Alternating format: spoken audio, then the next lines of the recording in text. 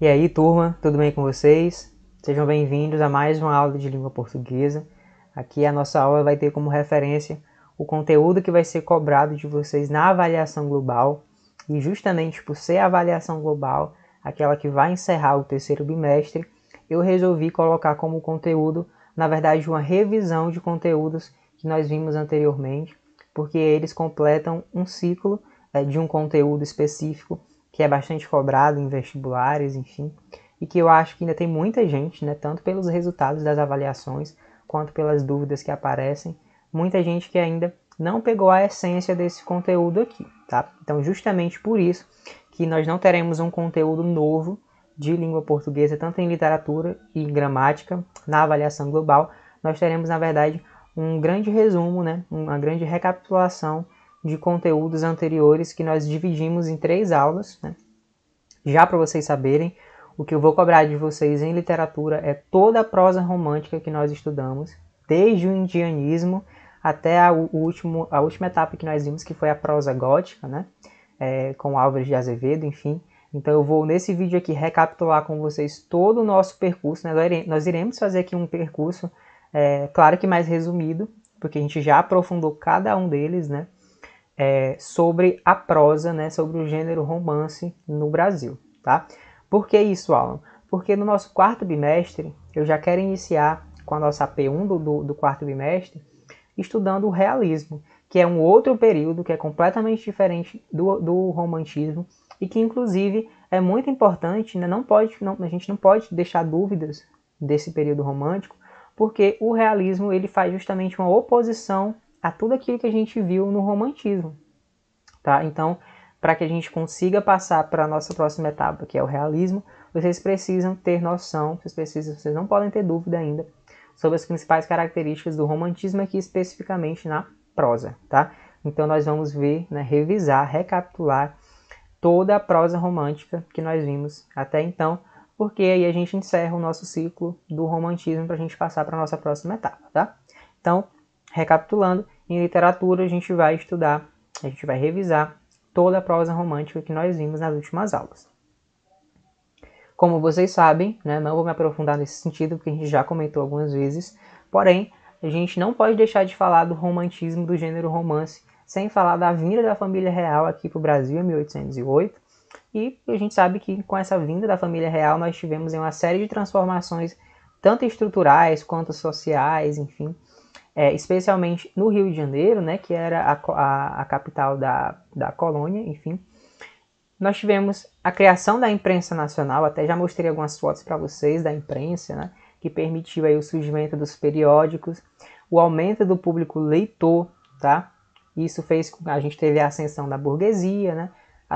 Essa classe de pessoas foi tendo acesso aí à alfabetização, só lembrando que poucas pessoas eram plenamente alfabetizados naquela época, mas era um número que estava em ascensão, estava crescendo. Então a gente teve essa questão da criação da imprensa, a gente teve a criação do público, o aumento do público leitor, e aí os romances, como vocês sabem, a gente já comentou, eles eram publicados no formato de folhetim, né? Eles recebiam o nome de folhetim e eles vinham dentro dos periódicos, tá certo? Qual é o primeiro romance que a gente tem que estudar e que a gente tem que ter em mente, né? O primeiro é o indianista, gente. Como eu coloquei aqui, vocês devem lembrar, a escolha do indígena como herói não foi feita somente na primeira fase da poesia romântica. Lembra que a gente já fechou a poesia romântica e a gente viu lá naquela fase nacionalista com o Gonçalves Dias, especialmente, né? A gente tinha essa questão do indígena. Na prosa também, né? No romance também. Então, alguns importantes romances desse período que se valem da figura do indígena para a construção de um personagem forte, corajoso e moralmente perfeito, né? Então lembrem-se de Iracema, né? Em que nós tínhamos uma descrição quase como um endeusamento ali daquela figura, porque de fato a gente queria eleger um símbolo para representar a nossa nação, né? Como a gente comentou, um principal nome, né, do romantismo de uma forma geral, né, o principal nome do romantismo no nosso país foi José de Alencar. Então não dá para deixar de lado a sua importância aqui também nos romances indianistas, tá? Como a gente colocou aqui. Inspirado no mito do bom selvagem, na valorização das raízes nacionais, o romancista se voltou para quê? Para o índio e para a natureza. Então as principais obras que nós temos aqui de José de Alencar, A gente tem ali aquela trilogia indianista do José de Alencar, né? O Guarani, Iracema e Ubirajara, né? Então é importante que vocês saibam que esses 3 grandes romances, escritos todos pelo cearense José de Alencar, pertencem à fase indianista. E o que é que a gente tinha nessas obras? Como eu já comentei com vocês, a gente tinha aí uma descrição dos costumes, das tradições indígenas, dos animais, a flora, a fauna, né? A gente tinha toda essa exuberância da natureza ali, virgem, intocada, né, do nosso país. E os personagens, que eram os indígenas, eles eram sempre pintados com muita pureza, muita lealdade, né, um caráter muito bom, muito elevado, né, e eram sempre personagens muito idealizados. Então, o que é que a gente precisa, o que é que vocês precisam saber do romance indianista? É justamente isso, tá? Que a gente tinha o indígena como figura principal, e toda a fauna, a flora brasileira entrava em conjunção com esse personagem. A gente tinha a descrição muito bela, né, desse entorno aí, tá? Então, lembrem-se, e as principais obras, né, que a gente tem que lembrar, o Guarani, Iracema e o Ubirajara, do José de Alencar. Beleza? Esse foi o primeiro que nós vimos. Logo depois do indianismo, nós vimos também o romance regionalista. Vocês lembram do Visconde de Toné, com a Inocência? Pronto, então, a perspectiva nacionalista, né, o nacionalismo, ele é uma característica do nosso romantismo, né, de valorizar a nossa nação, levou alguns escritores do romantismo a retratar o quê?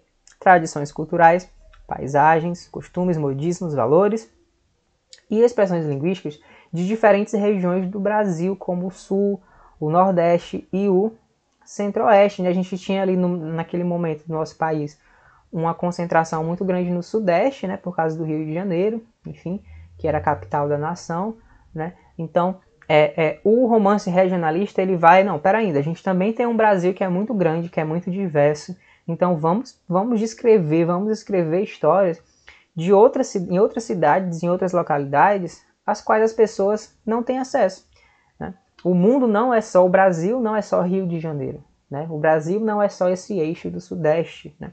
Então, o que vocês precisam saber do romance regionalista é isso, né? São romances que vão descrever regiões até então pouco conhecidas pelo público leitor, que se concentrava, né, especialmente na grande capital do nosso país, tá? Então, nós temos aí como principal obra, não é como principais obras, né? José de Alencar também escreveu O Gaúcho, né? E Bernardo Guimarães com Escrava Isaura, Franklin Távora, O Cabeleira, mas a principal delas, que é importante que vocês saibam, do regionalismo, que foi escrita por Visconde de Toné, que é Inocência, né? Que é considerada a obra-prima da literatura regionalista romântica. A gente já estudou, a gente já se aprofundou sobre a Inocência, né? Que é aquela história daquela menina que se apaixona por aquele prático de medicina, enfim, vocês devem lembrar, né? E é importante a gente entender que é uma história que se passa lá no Mato Grosso do Sul, que era uma região ali que não estava em muita atenção, por isso que é um romance regionalista, tá? O escritor, ele resolveu descrever os costumes, os hábitos de uma região até então pouco conhecida do nosso país, tá certo? Então essa é a principal característica do romance regionalista aqui.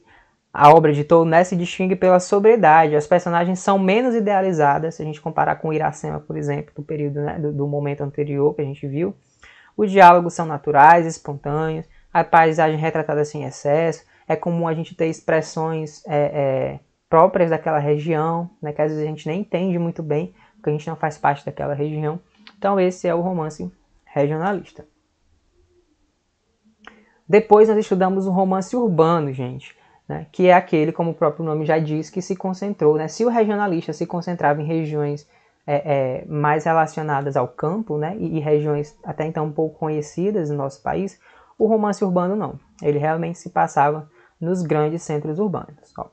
Também chamado de romance de costumes, muito importante lembrar disso, trata-se do tipo de romance mais comum do nosso romantismo, trazendo histórias que se passavam na cidade, principalmente no Rio de Janeiro, e que demonstram como era a vida na corte e nas altas rodas da burguesia. Tá?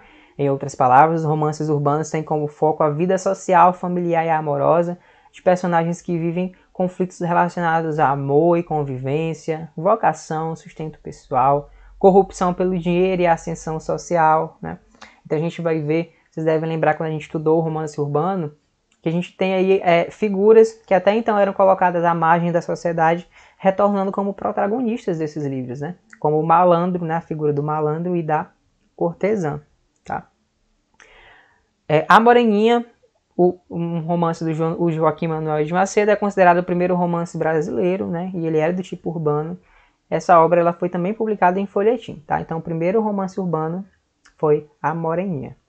E aí, entre os principais escritores, gente, que se destacaram, que vocês precisam saber do romance urbano, foi Manuel Antônio de Almeida, com o romance Memórias de um Sargento de Milícias, vocês devem lembrar, lá do Leandro, né, que era um marginal, olha aí a figura do malandro, né?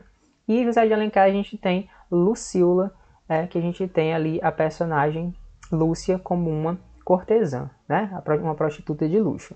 Então, é um romance que foca bastante nos costumes e que também consegue estabelecer críticas às hipocrisias da época, né, as maneiras, enfim, que circulavam naquela época, mas são personagens que têm como pano de fundo as grandes cidades do nosso país, especificamente Rio de Janeiro, tá? Então essa é a principal característica do romance urbano. Por fim, o último que nós vimos, e eu acho que é o que está mais fresco aí na memória de vocês, foi a prosa gótica, né? Eu coloquei aqui romance só para a gente relacionar ao romantismo, né? Mas a gente não teve só romances aqui nessa época, a gente teve, por exemplo, peças teatrais, que é um outro gênero, né? Como vocês devem lembrar, né, que foi o último que a gente viu, aqui a literatura gótica, ela se cansou um pouco de tudo aquilo que estava acontecendo no nosso país, né? As cidades inchando, aquela hipocrisia, enfim, das classes sociais, aquele impasse de classes, né? E resolveu criar uma realidade para morar nela. E aí que nós tivemos aí textos que vão focar no obscuro, no mistério, na fantasia, tá? Nós vimos o Castelo de Otranto, né, que foi a principal referência. Eu mostrei para vocês também a parte da arquitetura, vocês devem lembrar. Caso vocês não lembrem, o vídeo aqui está também, é o vídeo anterior a esse, né, no canal aqui da Jaf Conecta. Tá? Então, o que é que vocês precisam saber sobre o romance gótico? É isso daqui, ó, que alguns escritores se posicionaram contra esses valores que a gente estava explicando anteriormente, né? E se identificaram com o quê? Cansaram. Com um ambiente satânico, misterioso, de morte, sonho, loucura, e criaram essa literatura fantasiosa, ou seja, cansaram-se da realidade e criaram uma para morar nela, tá? O principal nome que vocês devem lembrar do romance gótico, né, da prosa gótica, foi Álvares de Azevedo. Lembra que eu comentei com vocês sobre Noite na Taverna, né? Que é aquela série de episódios que vão sendo contados, é um episódio mais macabro que o outro, e também aquela peça teatral Macário, né? Então, o que ele introduziu pra gente? Morte, ambiente noturno, amor, vampirismo, né? Então, assim, tudo o que há de pior no caráter humano foi explicitado por Álvares de Azevedo dentro do romance gótico, né? Da prosa gótica, beleza? Então, o que eu vou cobrar de literatura de vocês é isso. São as características, as principais obras, os principais nomes da prosa, né, do romantismo no período indianista, regionalista, urbano e gótico, tá? Vocês precisam aprender a diferenciar cada um desses tipos de texto durante o nosso período do romantismo, beleza? Em língua e linguagem, em gramática, a gente vai estudar aqui o pronome de uma forma geral. Vocês lembram que eu dividi o pronome em 2 aulas, mas agora eu vou cobrar o conteúdo completo de vocês, desde o início até o que a gente viu por último, que é essa classe dos pronomes, tá? No nosso próximo bimestre, a gente vai entrar em verbo, que também vai se dividir em muitas etapas, porque é uma das classes mais complexas, se não a mais complexa, né? Então é por isso que eu não quis introduzir ela agora para vocês, nesse final de período, mas para a gente retomar essa classe que também é muito importante, que é o pronome. Vocês devem lembrar, gente, que o pronome ele vai sempre acompanhar, substituir ou indicar uma pessoa gramatical. Ele não tem um sentido por si só, tá? Lembrando que eu vou colocar esses slides para vocês, tá? Aqui no box de informação. Eu estou passando assim mais rápido porque é uma revisão. A gente já se aprofundou, né? Mas esses slides eles vão estar no box de informação para vocês lerem com atenção. Então, a primeira coisa que vocês têm que saber é que o pronome ele não tem um significado por si. ele vai depender do contexto, porque ele pode acompanhar, substituir ou indicar uma pessoa do discurso, né? Tanto o emissor, aquele que fala, quanto o receptor, aquele a quem é dirigida a informação, quanto sobre o próprio assunto da comunicação, tá? A primeira classificação que a gente viu foi os pronomes possessivos, gente. Como o próprio nome já diz, ele indica posse, tá? E geralmente ele acompanha os substantivos, né? Que é aquela classe de palavras que indicam as coisas no mundo. Então, a gente tem meu e minha e suas variações no plural, né? Segunda pessoa, né? Aquela em primeira e em segunda. Teu e tua, também com essas variações. Terceira, seu e sua. Primeira, nosso e nossa. Segunda, vosso e vossa. E terceira, seu e sua do plural, tá? Então, a gente tem aqui os pronomes possessivos. Essa é a lista que vocês precisam ver. Novamente, não precisa decorar isso daqui, porque é muito intuitivo a gente descobrir o que é um pronome possessivo. É aquele que vai indicar uma posse. Então, se eu digo, essa é minha cadeira, o pronome aí que está indicando posse é minha, né? E está acompanhando o substantivo cadeira. Tá? Ele está indicando a primeira pessoa, eu, né, do discurso. Tudo bem? Então, os pronomes possessivos, eles indicam posse, como o próprio nome já diz. E a gente viu os pronomes pessoais, que são aqueles que vão indicar as pessoas gramaticais, ou seja, os que participam da situação discursiva. No singular, primeira pessoa, a gente tem o eu, né, como sujeito, e como complemento, me, mim e comigo. Prestem atenção que todos esses pronomes eles fazem referência à primeira pessoa do singular, tá? Lembrando que os que ocupam função de sujeito são chamados de pronomes pessoais do caso reto, e os que ocupam posição de complemento são chamados de pronomes pessoais do caso oblíquo, tá? Segunda pessoa, a gente tem tu, você, senhor, senhora, te com o complemento, te, ti, contigo, o senhor com a senhora, enfim, dependendo aí da preposição. Terceira, ele, ela, do singular. Complemento, o, a, lhe, si, se, consigo. Agora para o plural. Primeira pessoa, nós. Complemento, nos, conosco. Lembrem-se sempre do complemento, ele tem relação com o sujeito, né? Naturalmente. Segunda pessoa do plural, vós, os senhores, as senhoras. Complemento, vos, convosco, preposição, mais os senhores, as senhoras. Terceira, eles e elas, como sujeito. E como complemento, os ou as, lhes, se, si, consigo. Tá?